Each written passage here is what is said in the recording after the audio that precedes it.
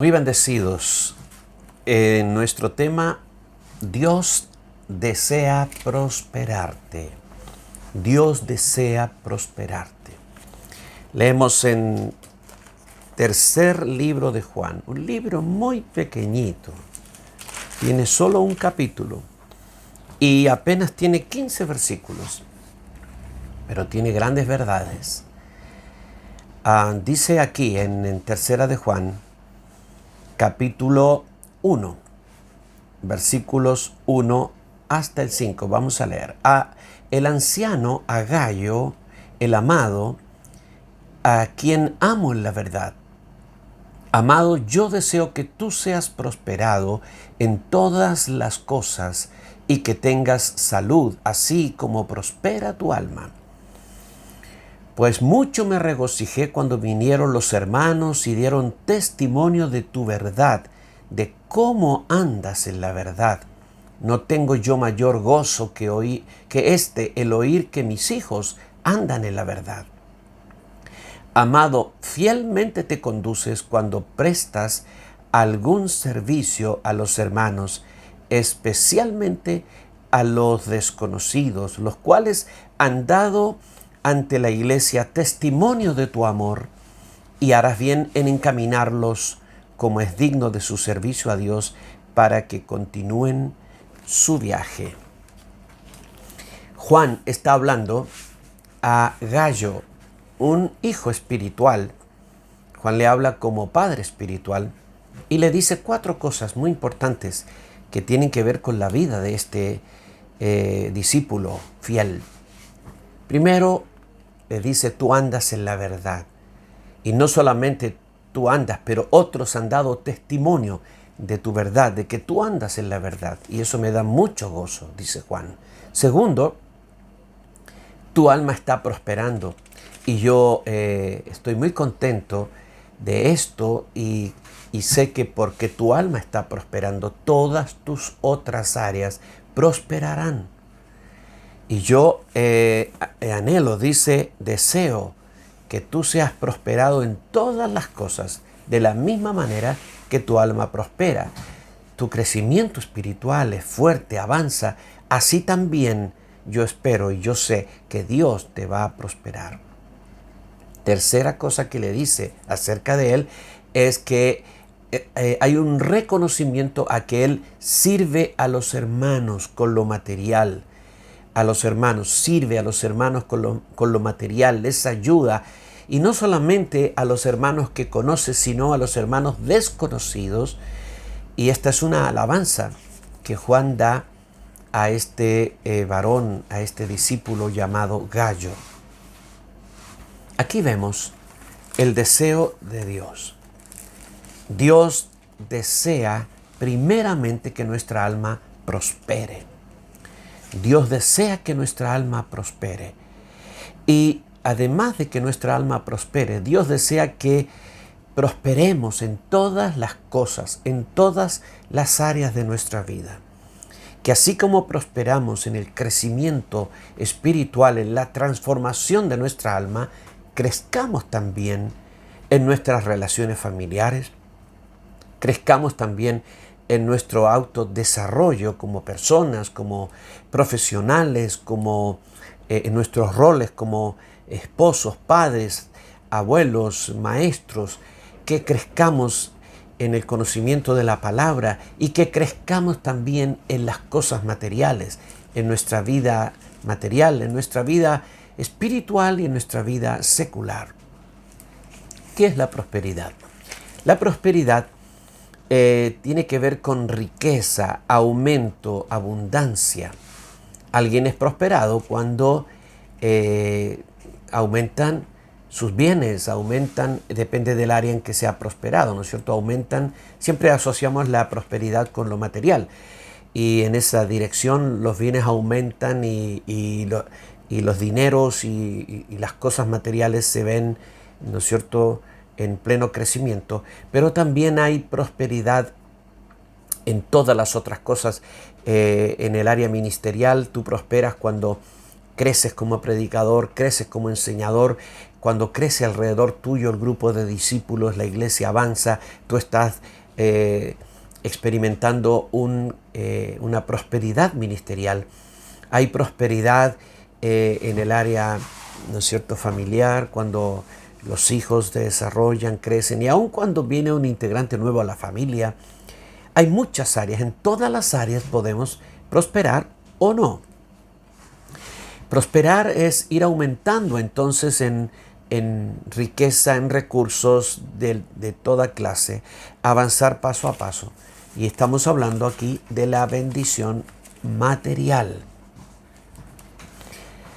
Estamos hablando de la bendición material, que es un tema que a veces es bien cuestionado, y hay que entender el equilibrio divino, porque tenemos mucha gente cristiana que ataca todo lo que tenga que ver con prosperidad, y cada vez que alguien habla de prosperidad, aunque hable equilibradamente de la prosperidad, está bajo la lupa a ver qué dice, si es de lo que se llama el movimiento de prosperidad o no lo es. Hablemos de la voluntad de Dios. Tenemos que entender la voluntad de Dios de tres formas. Hablaremos como de tres voluntades de Dios. Primero, la voluntad de deseo. Segundo, la voluntad de mandato. Y tercero, la voluntad de designio. La voluntad de deseo es lo que Dios desea. Mira, Dios desea que todos sean salvos, pero no todos se salvan. Dios desea que todos sus hijos sean prosperados, pero no todos son prosperados. Dios desea que todos sus hijos sean victoriosos contra el diablo, pero muchos son víctimas del diablo y no vencedores del enemigo. Así es que la voluntad de deseo es una intención divina que es el propósito, el deseo que tiene Dios acerca de ti, de mí, en cada área, pero no siempre se cumple por causa generalmente de nosotros mismos.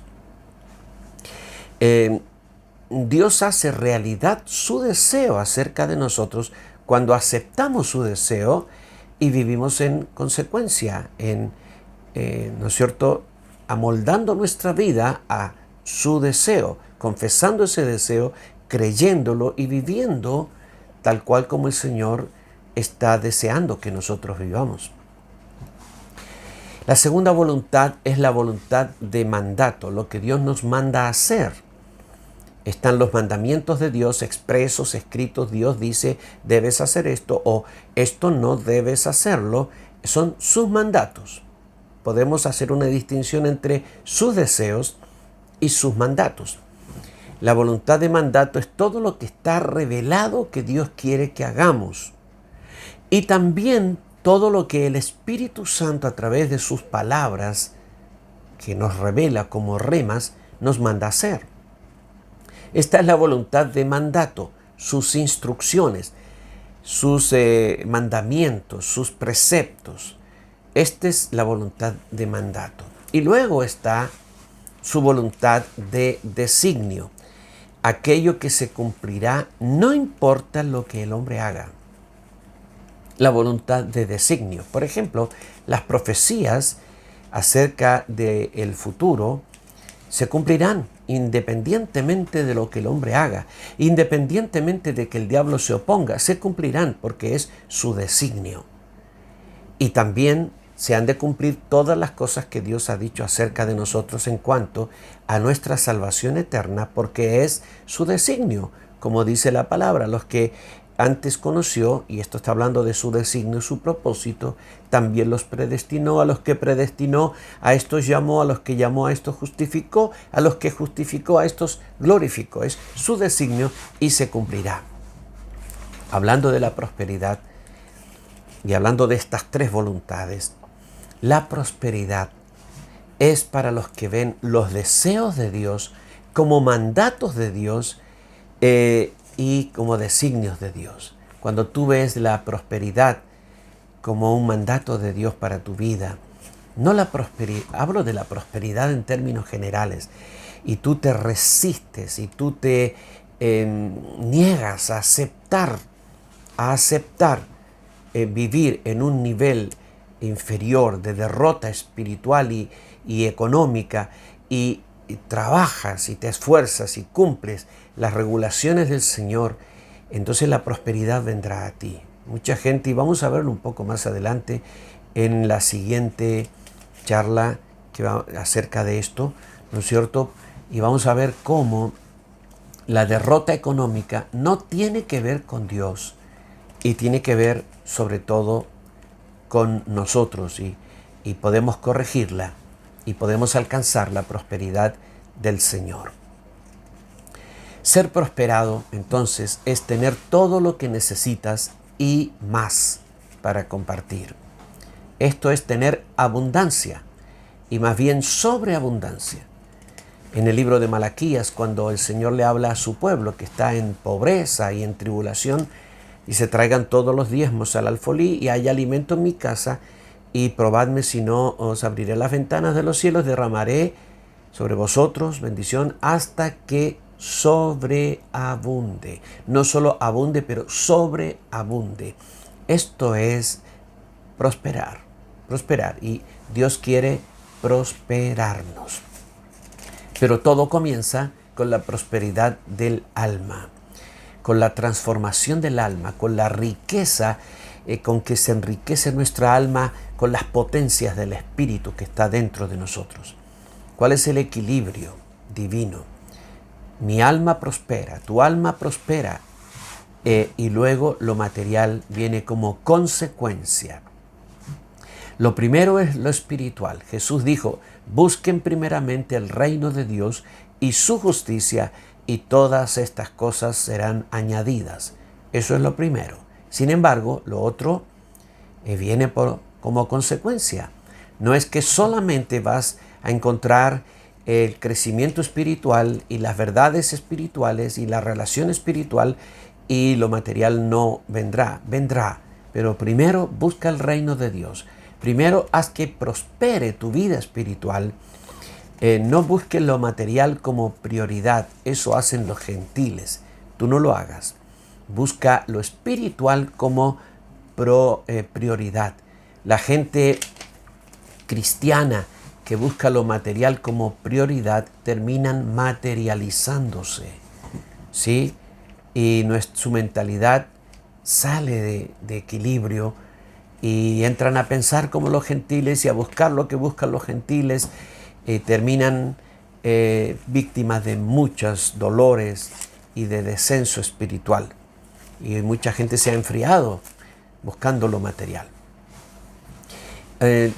La prosperidad que viene de Dios viene como consecuencia de lo espiritual. Nosotros tenemos que buscar a Dios, y Él traerá a nosotros la bendición material. Tenemos que servir a Dios, y Él nos recompensará con la bendición material. ¿Se puede tener una prosperidad equilibrada? Lo espiritual primero, lo material después. Sí, la vida de muchos hombres, incluso del antiguo pacto, lo prueban. Abraham, Isaac, Jacob, José, Moisés, Josué, David, Josafat, Nehemías, muchos que fueron enriquecidos, pero eran buscadores de Dios. Buscadores de Dios que fueron grandemente bendecidos, grandemente bendecidos. Ahora, también hay otros como Elías, por ejemplo, que por una elección divina, él vivió pobremente. Él vivió con una comida muy básica y una ropa, ¿no es cierto?, hecha de pieles, y vivió en lugares que tú y yo no viviríamos seguramente, pero era por un ministerio y un mandato del Señor. El apóstol Pablo tuvo periodos de gran abundancia y también de escasez, y era parte de su llamado del Señor. Algunos tienen tiempos así en el llamado del Señor, pero generalmente la mayoría de los cristianos, yo diría todos, en el fondo terminamos siendo prosperados por el Señor de diversas maneras. El Señor desea prosperarte. toma esta verdad, hazla tuya. El Señor desea prosperarme y yo también lo deseo. Amén.